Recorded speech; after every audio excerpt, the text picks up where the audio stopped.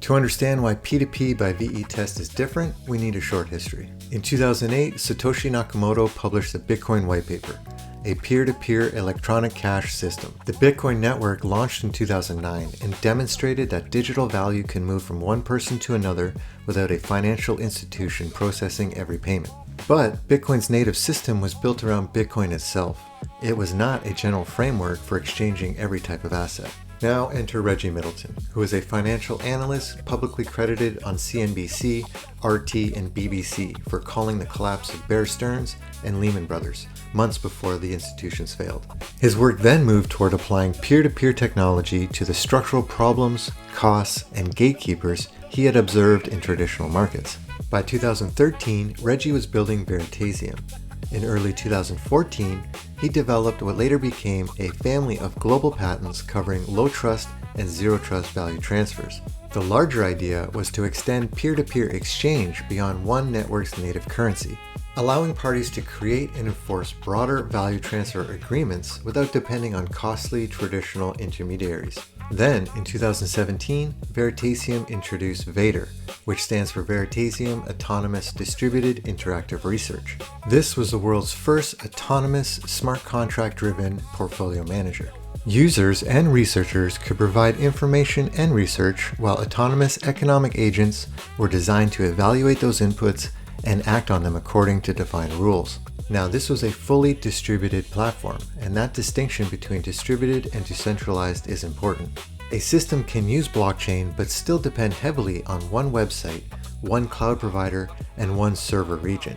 When a major cloud service such as AWS has an outage, many dependent applications can become inaccessible at the same time, even when the underlying blockchain itself continues operating.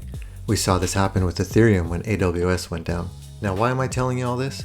Because P2P by VeTest is built using Veritaseum's IP, which distributes key functions across nodes, reducing dependency on any single operator or server as a sole point of failure. And this is the major difference between decentralized and distributed. As long as two nodes are able to talk to each other, the system will continue running.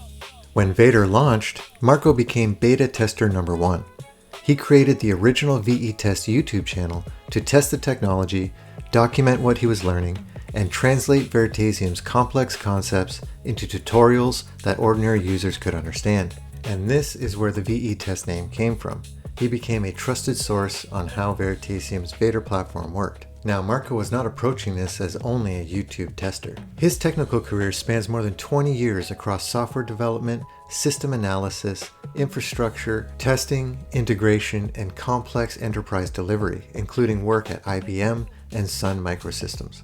That background becomes more relevant when you see how many systems VeTest is trying to connect. Wallets, marketplaces, products, services, subscriptions, payments, distributed nodes, and transaction workflows.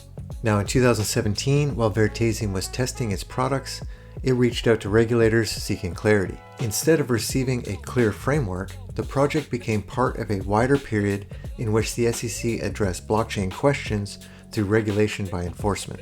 2 years later, in 2019, the SEC brought forth its case against Reggie Middleton and Veritaseum, and Marko served as a witness during that period. Marko's affidavit states that he was threatened during this time and lost access to his VeTest channel, an experience he describes as censorship.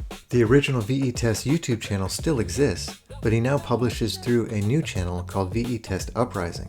The regulatory environment has since changed. The SEC itself has acknowledged that for several years, its crypto policy was communicated through enforcement actions rather than public rulemaking. The agency has now begun establishing clearer regulations. This gives legitimate builders a clearer framework for understanding the rules. Today, that history continues with P2P by VeTest incorporating Reggie's IP and licensing fees directly into the transactions. Now, rather than continuing with all this history and theory, let's jump into the platform and show you how it actually works.